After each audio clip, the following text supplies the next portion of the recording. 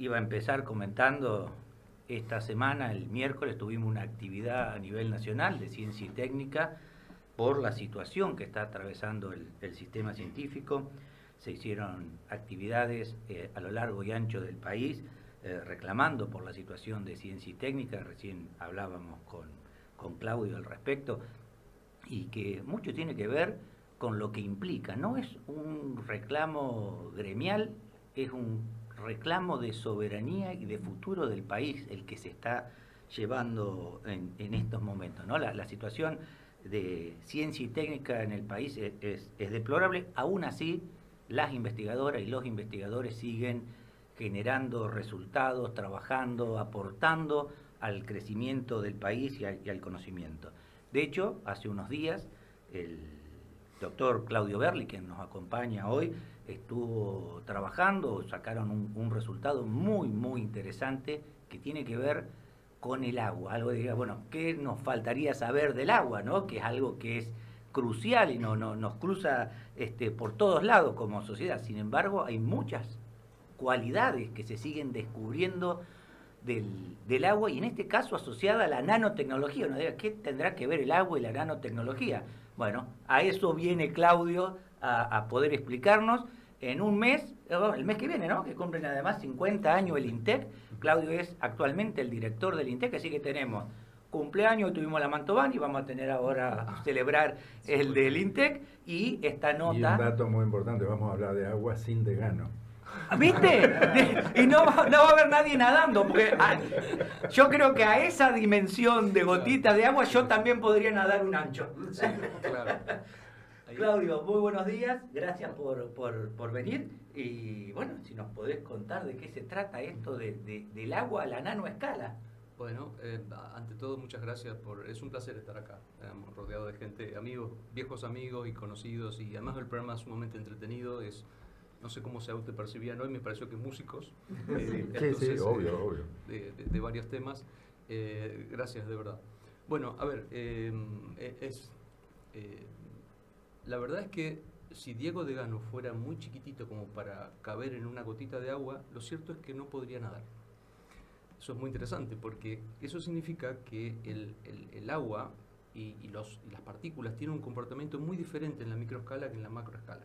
Cuando uno nada, y acá no le voy a explicar a quien está a mi izquierda, digamos, hace algunos movimientos donde se impulsa, digamos, hace fricción con el agua y el cuerpo se agarra del agua. Efectivamente, se agarra del agua. Pero en la microescala, cuando digamos, uno toma una microgota y piensa en un paramecio ahí adentro, en un bicho muy chiquitito, de hecho los microorganismos no pueden nadar como lo haces vos, Ale, o Diego Degano. Tienen que usar otros mecanismos, que son esos movimientos espiralados y demás. ¿Por qué? Porque cada brazada que hacen para adelante, cuando hacen la segunda, retroceden. Digamos, porque ahí el agua se comporta muy diferente, no hay inercia. Quiero decir, digamos, el agua a ese momento es como el dulce de leche. Quiero decir, es prácticamente sólido. ¿Qué significa eso? Que, por ejemplo, nosotros ahora tenemos agua en un vaso, lo volcamos y el agua vierte, digamos, ¿no? Pero si tenemos dulce de leche, volcamos y no vierte. ¿Por qué? Porque toda la energía, digamos, se pierde en la viscosidad. Entonces, ese tipo de cosas a las cuales no estamos habituados, porque nosotros somos seres macroscópicos y estamos habituados al mundo microscópico. Entonces, al macroscópico, perdón. Cuando estamos observando cosas muy chiquititas en la microescala, permanentemente, como recién decía Carlos, surgen cosas que nos parecen absolutamente novedosas desde la macroescala, ¿no? Pero cuando uno va a entender las razones ahí abajo, resulta que era obvio que fuera así. ¿Se entiende? Solo que hay que verlo con el ojo adecuado, con la física adecuada, con la matemática adecuada. En la escala adecuada. En la escala adecuada, efectivamente. Entonces, lo que motiva a Carlos, por ejemplo, se trata de estudiar microgotas en superficies. Es un problema que es absolutamente básico, digamos, porque desde las gotas de rocío hasta todo, la naturaleza misma, digamos, hasta podríamos decir, yendo mucho para atrás, que las primeras células fueron justamente eso, probablemente, ¿no? Entonces, tienen digamos, es algo ubicuo en la naturaleza, pero además tiene muchísima importancia tecnológica. Por ejemplo, para imprimir, cuando uno imprime, deposita microgotas. Entonces, la forma en que las gotas se evaporan y se depositan, el patrón que queda depende de cómo evapora la gota y de la composición de la gota. Entonces, hoy día reacciones químicas se hacen en gotas. Todo el mundo sabe lo que es la PCR, por ejemplo, hoy día, ¿no? Después de la pandemia. Es una reacción para detectar ADN de un patógeno que uno está buscando. Bueno, ¿en qué consiste? Básicamente, uno hace una reacción de color en un tubo, digamos, si el patógeno que está buscando está, cambia de color, por ejemplo, ¿no? Esa es la forma clásica. Hoy decimos la digital, ¿cuál es? Es ese volumen que uno tiene en un tubito, lo divide en 10.000 gotitas, por ejemplo, ¿no? Y resulta que esas 10.000 gotitas ahora no cambian de color todas, cambian de color algunas, nada más. Aquellas en donde ocurrió la reacción. Claro. Y el contraste de eso es muchísimo más alto que ver el cambio de color en un tubo, ¿no? Entonces estoy explicando muy burdamente, yo diría, aplicaciones de por qué es muy, digamos, buscado estudiar qué pasa con microgotas flotando en otro líquido o microgotas apoyadas en superficies. No sé si puedo seguir. Para diversificar un poco, o concentrar en todo caso. En este trabajo de ustedes, ¿estaban buscando esto o se encontraron con esto haciendo otra cosa? No, este trabajo tiene muchos años, es un trabajo en colaboración con la Comisión Nacional de Energía Atómica. Ellos fabrican superficies estructuradas, nanoestructuradas. Vale decir que uno puede tunear cómo es la superficie, no solo el material, sino cómo está estructurada la superficie. Entonces, el hecho es que cómo se depositan las gotas ahí depende de la estructura, de la microestructura y de la nanoestructura. Por ejemplo, el hecho de que ustedes vieron que uno pone una gota en una superficie y a veces se esparce completamente en alguna superficie, pero en otra se forma una esferita y no se esparce. Por ejemplo, en la pluma de un pato, por ejemplo. Tal cual. Entonces, eso no depende del material, sino depende cómo es la estructura de la superficie. Entonces, resulta que uno, por ejemplo, piensen en un lienzo o en una tela, ¿no? Uno ve algo uniforme, pero si uno va a poner una lupa ve que hay una estructura. Así es. Una textura. Exactamente. Entonces, el asunto es que uno, tuneando esa trama en la micro y en la nanoescala, puede hacer que las gotas se desplacen, se muevan, sean más grandes, sean más chiquitas, se queden esféricas, se mojen más, como se dice en la jerga, o mojen menos. Entonces, esa es un área de estudio que es de la nanotecnología porque la estructuración de la superficie se hace con técnicas nano. Digamos. Cuando hablamos de nanotecnología, Claudio, hablamos de cuántas partes dividir un milímetro, para que la gente tenga idea de la escala en la que hablamos. Bueno, un milímetro, a ver, es la milésima parte del metro, o sea, es lo que uno hace así chiquitito entre los dos dedos. Sí, en la regla es la división más cercana que una regla. Exactamente. Entonces, si uno divide eso en 1000 fetitas, uno tiene un micrón. O una micra, también se dice en la jerga. Si a esa micra la vuelve a dividir en 1000 fetitas, eso es un nanómetro.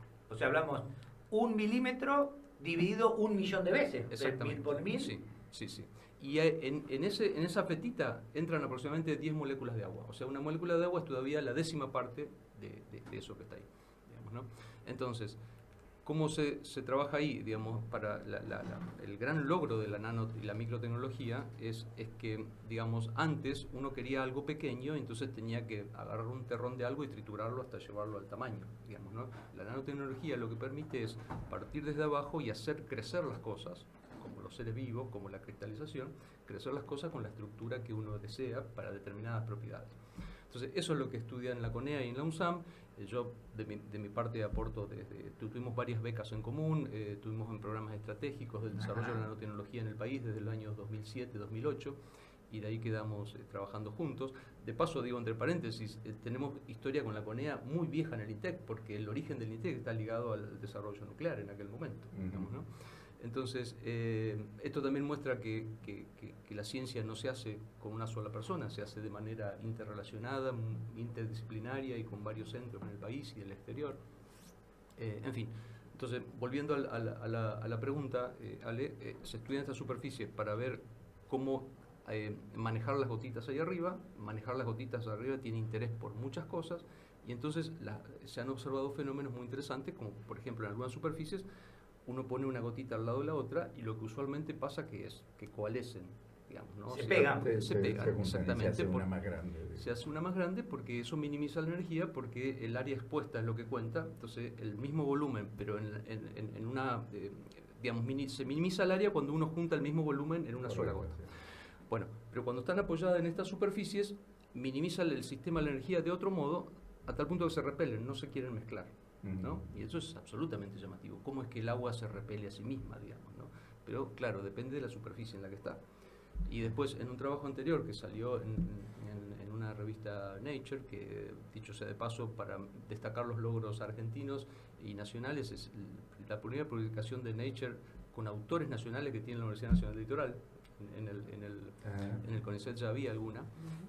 ¿Cómo es? Entonces ahí lo que salió es lo siguiente: ahí teníamos las dos gotitas y lo que hacíamos era buscábamos una reacción química que comunique las dos, y entonces una de ellas empezaba a desplazarse y terminaba englobando a la otra.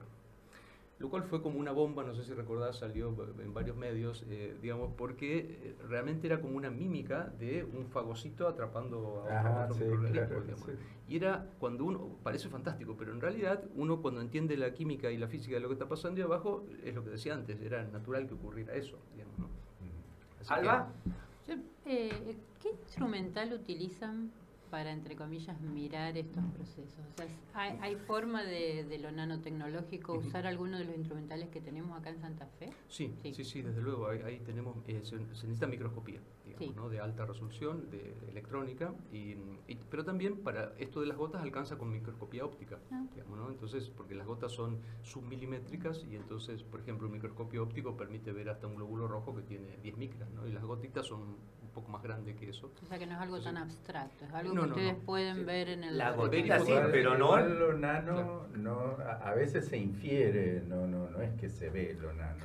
Se puede Yo he ver visto bastante. cosas, Con los por eso microscopios preguntaba. electrónicos, Sí, ¿no? sí, se puede ver bastante, más aún con microscopía electrónica de muy alta resolución, que hay algunos en el país, no sé si están funcionando del todo bien, ya se puede ver incluso hasta moléculas grandes. Se llama microscopía de fuerza atómica eso, digamos, y en realidad uno no ve una molécula, en realidad uno está sensando una corriente eléctrica que proviene de una nube electrónica que corresponde a una molécula. Uno no ve, porque, digamos, aclaremos eso, porque la noción de ver que tenemos también es macroscópica, digamos, ¿no? Claro, sí. A eso me refería con la inferir. Claro, efectivamente, porque, digamos, es como la imagen de una tomografía, digamos, uno ve ahí, pero hay una conversión matemática de cosas ahí que, digamos, uno está viendo una imagen muy procesada de un campo electromagnético que fue sensado en el organismo. Bueno, acá es un poco parecido, digamos, pero diría que sí se ve. ¿Qué tienen que ver los privados con todo esto? ¿Hay usuarios reales, potenciales? Sí. Por ejemplo, con estas, los chicos, mis colegas de CONEA, con estas superficies, crearon una empresa que venden ahora una especie de spray para cubrir los azulejos de los nosocomios, por ejemplo, porque entre todas las cosas que se pueden hacer, se puede hacer que alojen partículas de plata que son anti todo, hablando de microorganismos, digamos, ¿no? Y entonces se llama Adox, creo que la empresa. Y entonces es un buen ejemplo de una empresa... La plata hace la felicidad. La plata es otra plata acá la que estaba hablando. Sí, pero... totalmente. Hace la vida más fácil digamos, en las salas de cirugía y demás. Pero como es, bueno, no, es un buen ejemplo de cómo algo, digamos, que parece que está bastante desacoplado, que es la generación de conocimiento y generar, digamos, un rédito económico, o no digo riqueza, pero un rédito económico, prosperidad y mejorar la vida de todos, no es tan lejano. Quiero decir, hay un cambio de paradigma también con la nanotecnología, eso es interesante, si me da un minuto más. Sí, claro, por favor. Porque en las tecnologías anteriores, digamos, uno tenía esto que es, uno se generaba conocimiento, eso iba a los anaqueles, digamos, hasta que alguien algún día decía, bueno, esto me va a servir para aquel reactor hacer tal cosa, digamos, ¿no? Y entonces había como un desacople, como un delay, una demora, perdón, entre, digamos, la generación de conocimiento y la aplicación técnica del conocimiento, ¿no? En cambio, lo que está pasando mucho en la biotecnología y en micro y nanotecnología es que se genera conocimiento que inmediatamente tiene aplicaciones.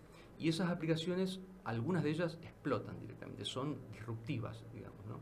Y entonces eso hay que estar muy atento a eso, digamos, tenemos que estar preparados a eso, porque en Argentina tenemos mucha generación de conocimiento, pero la falencia que tenemos es que no la estamos convirtiendo en bienestar, en prosperidad, digamos, ¿no? Claudio, yo tenía...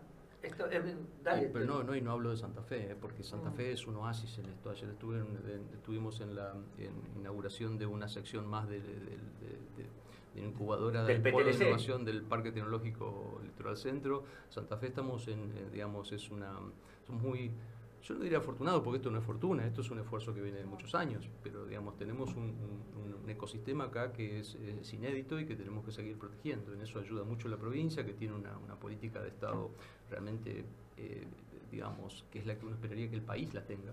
Digamos, ¿no? Sí, seguimos teniendo ciencia, seguimos teniendo obra pública, en Efectivamente. este contexto es Proyectos, bastante, seguimos teniendo salud provincial. Efectivamente. Pero bueno, Efectivamente. hace una... Faltan montones de cosas, está claro, no estoy hablando de que No, es pero- la isla de la fantasía, pero pero la pero, verdad a que ver, lo otro que se ve. A ver, yo no paro de remarcarlo porque en esto que decías, Carlos, hoy al principio, que tenemos que revalorizar todo esto porque estamos puestos en duda, digamos, permanentemente y digamos, es bastante, hasta diría, maltratados probablemente sea la palabra, ¿no? Pero, a ver, en Santa Fe, digamos, lo que tenemos, el parque tecnológico, exporta la mayor cantidad de divisas de la ciudad, digamos, ¿no? El 40% de lo que se exporta sale de ese parque tecnológico. Son empresas generadas a partir del conocimiento que todos hicimos en los institutos de investigación del CONICET y la universidad. Y algunos son colegas, digamos, ¿no? Entonces, hay el 25% de la empresa base tecnológica están en nuestra ciudad, de todo el país, están en nuestra ciudad. Entonces, nos hace, digamos, como Santa Fe tiene el número de investigadores por unidad de habitante más alto de todo el país, ¿no? Y eso hace un entramado social diferente, digamos, eso hace que la ciudad sea diferente, que la forma de generar empleo sea diferente, digamos, ¿no? ¿Por qué remarco esto? Porque justamente cuando un científico dice, no, no podemos cortar el sistema científico, es difícil que un científico lo tenga que decir porque parece que defendemos nuestra quintita, digamos, ¿no? Y entonces una mirada como parece chiquitita. Yo lo que apelo es que la sociedad comprenda, digamos, cuán útil es tener conocimiento enraizado, digamos... Y bueno, pero ustedes no van a ganar el premio Nobel, el presidente sí. Bueno, eso está en duda. Eso está en duda.